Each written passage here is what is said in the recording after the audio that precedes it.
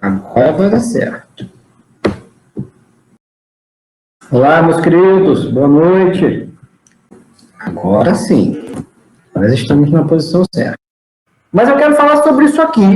Da mesma forma que eu abordei parafuso, tudo aquilo que a gente conversou sobre o componente de máquina parafuso vale, de uma certa maneira, e com suas devidas proporções, para todos os elementos de máquina. Então, todo elemento de máquina vai ter material, vai ter tratamento térmico, vai ter processo de fabricação, vai ter controle dimensional, vai ter desenho. Todo elemento de máquina vai ter isso.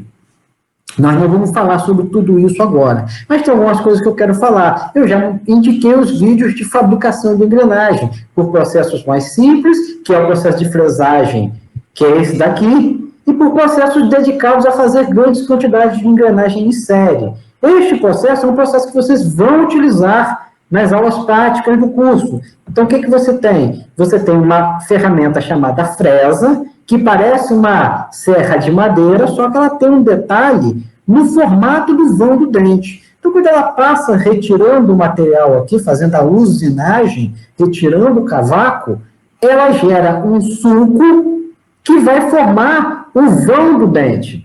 Quando ela fizer novamente aqui, entre os dois cortes que ela fez, o restante de material vai formar o dente. É um processo de fabricação de engrenagem bastante utilizado para fazer poucas quantidades de engrenagem, que a gente chama de usinagem de manutenção. Aqui estão as fresas que se usam.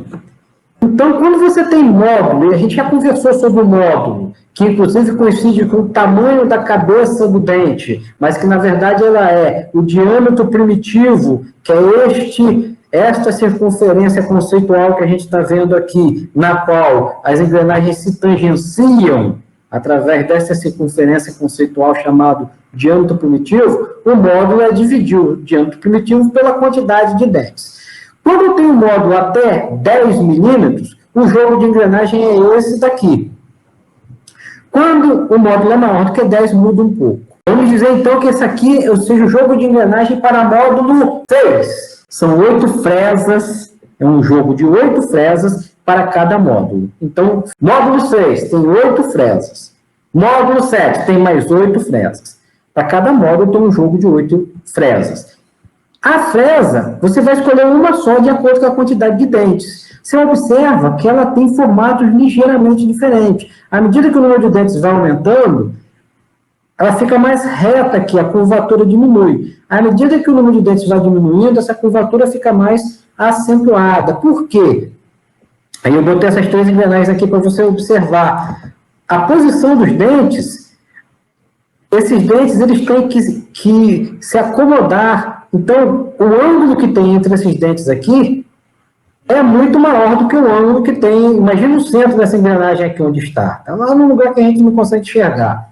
O ângulo que tem aqui é um ângulo pequeno, enquanto esse ângulo aqui é um ângulo muito maior. Então, o formato do vão, que é o que é cortado por essa fresa, ele muda de acordo com a quantidade de dentes. E você observa que o menor número de dentes para fabricar por esse processo é 12. Se você observar os nossos exemplos anteriores, todas as nossas engrenagens, só teve um exemplo que eu trabalhei com uma engrenagem com menos de 12 dentes.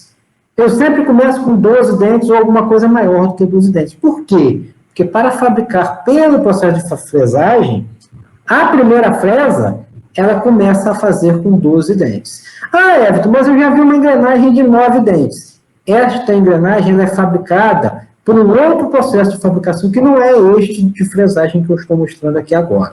É um processo especial, e aí o formato desse vão fica consideravelmente diferente. Talvez eu ainda mostre isso para vocês em algum momento, se o nosso tempo permitir, mais à frente.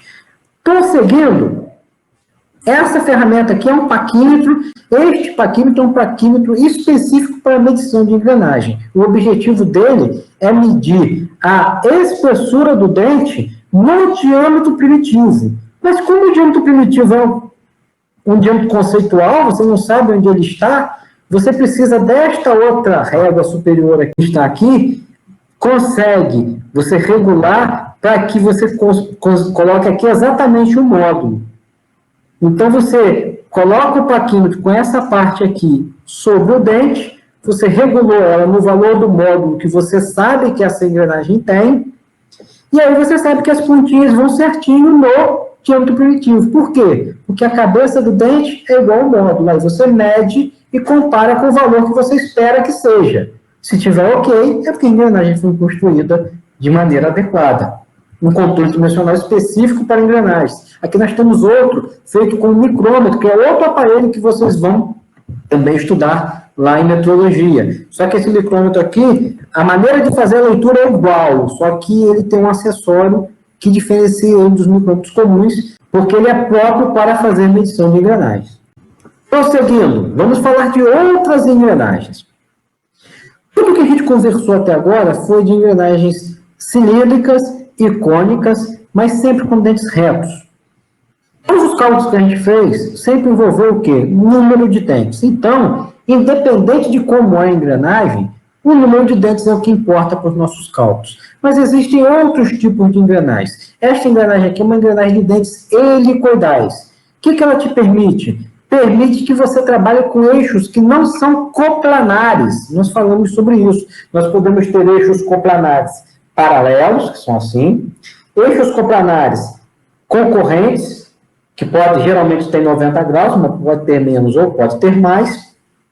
E a gente tem eixos que não são coplanares, como esse caso assim, ó. Eu tenho esse aqui num plano, aqui, e tenho esse aqui num plano que é perpendicular. Esse seria o limite máximo. Às vezes eles não são planos perpendiculares. Esta engrenagem permite isso, permite que você consiga transmitir entre eixos não coplanares. Mas ela tem uma vantagem maior ainda para outras aplicações em eixos coplanares, que ela também permite trabalhar com eixos coplanares.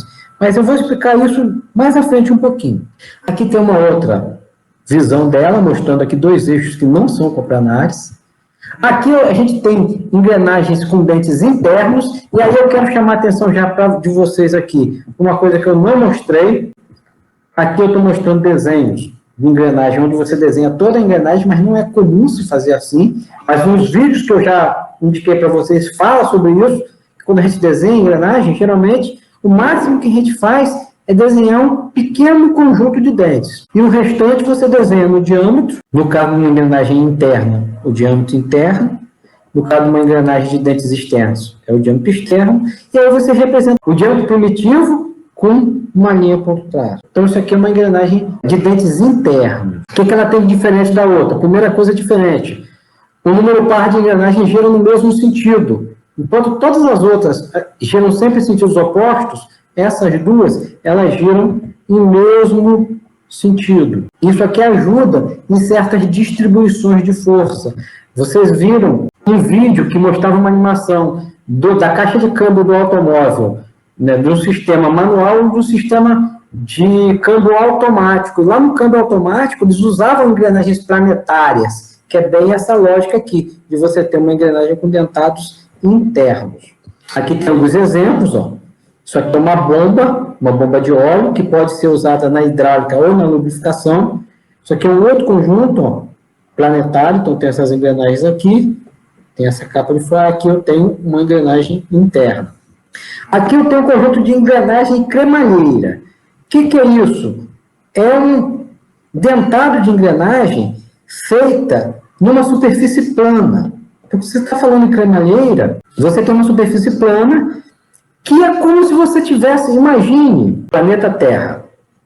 Ele é esférico. Mas se você olhar, ele parece plano. Inclusive, tem alguns aí inteligentes que estão defendendo que a Terra é plana, né? Mas não somos nós. Talvez eles sejam geniais e a gente que não consiga entender a genialidade deles. Mas veja bem, quando você vê uma superfície cilíndrica ou esférica, onde o diâmetro é muito, muito grande, a impressão é que ela seja plana.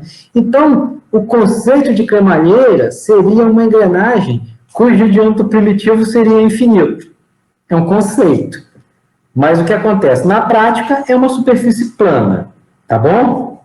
É uma superfície plana onde você tem dentes. E o que acontece? Quando essa engrenagem gira, faz com que esta superfície se desloque para lá ou para cá. Isso é muito comum em portões deslizantes, portões de garagem do tipo deslizante. É comum que você tenha um motor elétrico reversível para tocar essa engrenagem e a cremalheira acoplada ao portão. Você pode ter também o sentido contrário, movimentar a cremalheira e aí você converte o movimento linear em movimento rotativo, e aí a cremalheira movimenta a engrenagem. Aqui o desenho da cremalheira. Essa engrenagem aqui é uma engrenagem de dentes oblíquos, ela é bem parecida com a engrenagem de dentes helicoidais, e eu quero aproveitar este desenho para mostrar a grande vantagem que se tem numa engrenagem helicoidal. Quando você tem uma engrenagem cilíndrica de dentes retos, cada dente tem que transmitir o dente parceiro da outra engrenagem todo o esforço. Então, este transmite uma vez, quando este desencaixa, esse aqui se encaixa e transmite. Então, perceba, este dente, ele tem que ter uma resistência suficiente para suportar todo o esforço que vai ser transmitido. E a gente viu que a resistência do dente, ela está associada ao tamanho do dente, que mexe nessa largura, e a espessura do blanque, do disco, da bolacha, né, desse disco onde vai ter essa distância aqui, ó.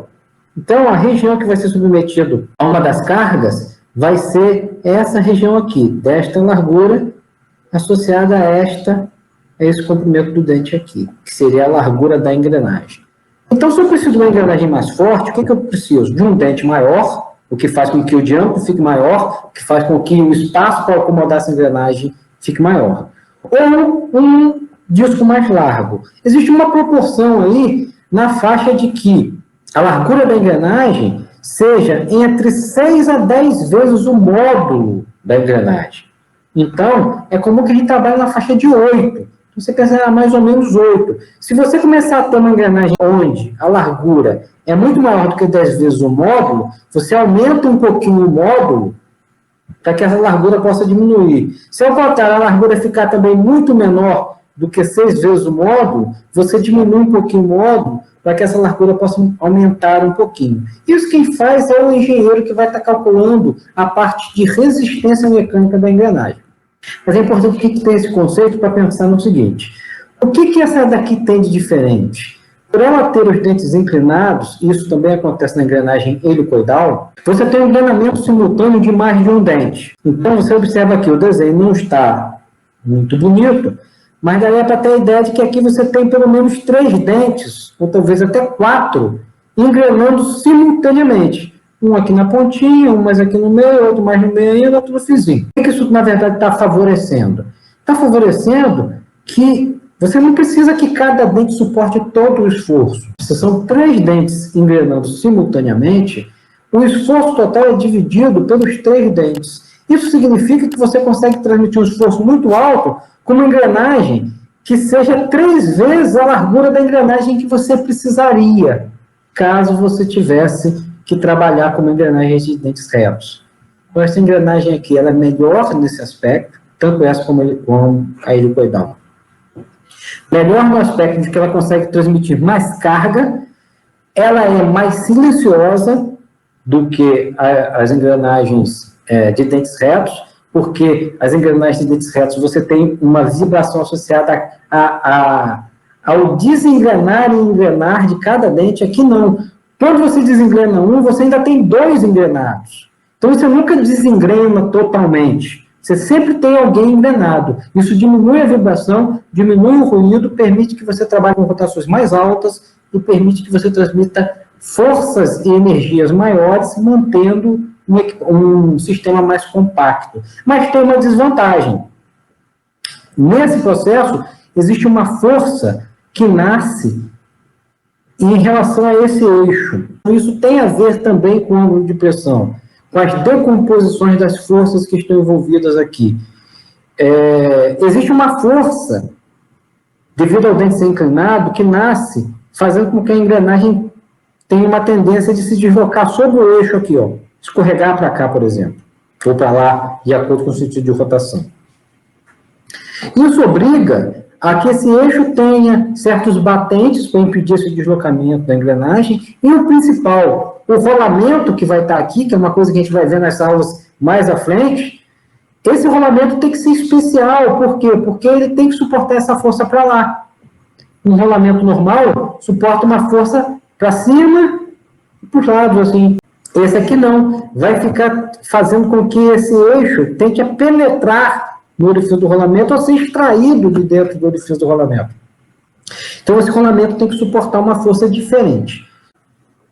Aqui nós temos um equipamento com várias engrenagens, você vê que é um redutor, a energia está entrando por aqui, desta árvore transmite para essa, então você tem uma engrenagem pequena para uma grande, redução. No mesmo eixo, outra pequena para uma outra bem grande, outra redução. E outro eixo, uma pequena para uma grande, uma terceira redução que sai nesse eixo aqui. Nesse eixo aqui sai um valor de redução só desse aqui. E neste eixo aqui, que tem uma outra engrenagem por lá, que está engrenando com essa, que nós não estamos vendo, sai uma terceira relação. Então, você observa que eu tenho 3 saídas de rotação diferentes da mesma entrada que está aqui, que está entrando por uma transmissão por correia, que a gente ainda vai estudar. Então, provavelmente, tem uma redução aqui também, entre essas correias aqui. Mas eu estou mostrando isso aqui para mostrar que eu tenho aqui no mesmo equipamento engrenagens cilíndricas de dentes retos e engrenagens cilíndricas de dentes helicoidais. E eu tenho um sistema de lubrificação, porque a engrenagem não pode trabalhar seca. Ela tem um atrito considerável entre esses dentes. Ela se desgasta. Então, tem 2 maneiras principais de se lubrificar essas engrenagens. Algumas trabalham em banho de óleo. O que você faz? Você cria um cárter, que é o nome dessa reservatória inferior aqui onde fica o óleo, e este cárter tem que ter um nível suficiente para que as engrenagens de baixo fiquem parcialmente submersas. Porque aí, quando essa engrenagem gira, ela puxa esse óleo para cima e lambreca, olha que termo técnico ótimo, lambreca a outra engrenagem aqui, desunta a outra engrenagem. E, na verdade, isso aqui girando em alta rotação, a força centrífuga faz com que esses óleos sejam aspergidos em todas as direções. Mas você está vendo que essa aqui não está mergulhada, não tem nenhuma mergulhada. Então, o que está acontecendo aqui? Tem uma bomba de óleo que a gente não está vendo, mas esta bomba, ela é responsável por pegar o óleo daqui de baixo e jogar cá em cima. Aí ele vem por gravidade caindo sobre as engrenagens e vai sendo jogado para todos os lados aqui à medida que essas engrenagens giram em alta velocidade. Terceiro, tem que lubrificar. Se a engrenagem for de aço, a lubrificação é sempre com óleo. Quando a engrenagem é ferro fundido, principalmente ferro fundido cinzento, que tem uma capacidade de absorver vibrações de uma maneira que o aço não tem, você pode lubrificar com graxa. Vamos à frente. Tudo tranquilo? Matheus gostou do lambreca, né? Termos campistas, né? Bom campistês. Vamos olhar aqui essa outra engrenagem que eu estou mostrando aqui. Esta engrenagem é uma engrenagem que a gente chama de engrenagem V, ou popularmente conhecida como espinha de peixe. Qual é a ideia dessa engrenagem? Essa engrenagem é uma sacada muito legal. Por quê? Ela usa dentes inclinados ou dentes helicoidais que a gente sabe que geram um esforço nesse sentido assim, ou para lá ou para cá. Então, o que ela faz? Ela coloca 2 dentados diferentes, opostos. Ao mesmo tempo que esse dentado aqui gera uma força para cá, o outro dentado gera uma força para lá. E acaba gerando uma autoanulação desse esforço. Essa engrenagem é uma engrenagem mais trabalhosa de se fabricar, mas é uma engrenagem que consegue transmitir esforços muito elevados, sem, contudo, necessitar de rolamentos especiais, no sentido de suportar esse esforço axial aqui. Aqui eu tenho alguns exemplos, dá para você ver o tamanho do operador aqui. Você observa que são engrenagens assim, relativamente robustas, né? Geralmente uma engrenagem espinha de peixe, ela é uma engrenagem de grande porte. E tem alguns vídeos na internet, e é muito comum ter vídeos de fabricação dessa engrenagem. Você vê que elas são engrenagens realmente bem grandes. Aqui nós temos uma engrenagem cônica, que serve para eixos concorrentes, nós já conversamos. O que essa tem de diferente da anterior? A diferença é que essa tem dentes helicoidais. E aí você consegue acoplar vários dentes simultâneos e dividir a carga, e aí você consegue trabalhar com velocidades mais altas e consegue também trabalhar com menos ruído, menos vibração, tudo aquilo que a gente já conversou das engrenagens de dentes inclinados e de dentes helicoidais. Tem aqui uma imagenzinha, uma foto dela. E aí a gente chegou no parafuso sem fim. O que vai ser um parafuso sem fim? é um parafuso onde o perfil da rosca é o perfil do dente da engrenagem. Ele não é nem um perfil Whitworth, ou métrico, ou trapezoidal comum. Ele tem um perfil bem parecido com o trapezoidal, mas é um perfil relacionado ao dente da engrenagem.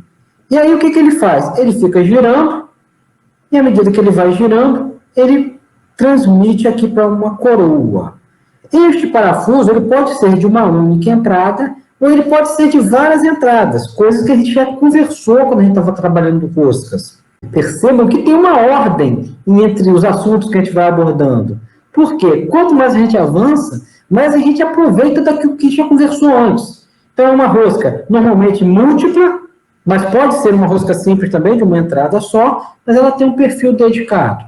E aí o que acontece? Você imagina que você tem aqui uma roda dentada, uma coroa, com 40 dentes. E no parafuso, você tem duas entradas. Duas entradas, naqueles cálculos que a gente trabalhou, é como se fossem 2 dentes. É como se fosse uma engrenagem de 2 dentes, um parafuso de 2 entradas.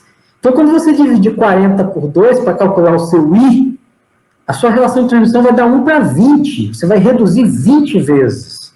É uma redução, assim, extremamente alta comparada a qualquer outra coisa que a gente viu até agora. E se você tiver um parafuso de uma única entrada, você vai estar reduzindo de 1 para 40. Você vai ter uma relação de transmissão igual a 40. Então, significa que você tem que dar 40 voltas nesse parafuso para que você dê apenas uma volta nessa coroa. É um dispositivo que permite uma relação de transmissão extremamente alta. E isso faz com que ele seja muito compacto, porque você não precisa encher de várias engrenagens sucessivas. Você, numa única relação, você consegue reduzir 40 vezes, por exemplo, a rotação entre o eixo de entrada e o eixo de saída. Vocês vão ver redutores que, às vezes, têm, além dessa primeira redução, mais um sistema de 2 engrenagens ainda. É interessante falar que, por exemplo, um parafuso de uma única entrada, quando você para de girar, ele se trava automaticamente, porque num sistema de engrenagem comum, se você pegar esse aqui, por exemplo, essa aqui é a movida, que é a maior, e a menor é a motora, que é o mais comum. Essa aqui está girando, transmitindo para essa. Digamos que essa aqui esteja enrolando um cabo de aço, levantando um peso. Se eu desligar o motor, como o peso está no alto, o peso vai puxar o cabo de aço. Essa daqui vai girar ao contrário e vai transmitir de volta para essa daqui ao contrário. Nesse caso aqui, e isso aqui é muito comum em guindaste, justamente por isso, porque você coloca o carretel com cabo de aço nesta coroa grandona aqui. E você coloca a fonte de energia aqui, ele gira, gira, quando o cabo de aço espicha, fica numa certa altura, quando você desliga aqui, é claro que tem alguns dispositivos de segurança lá. Mas, além disso, já é natural que este parafuso trave, que o peso que está nessa daqui, tentando fazer essa daqui girar, não consiga girar o daqui. Por quê? Porque o ângulo é muito pequeno quando você tem uma única entrada.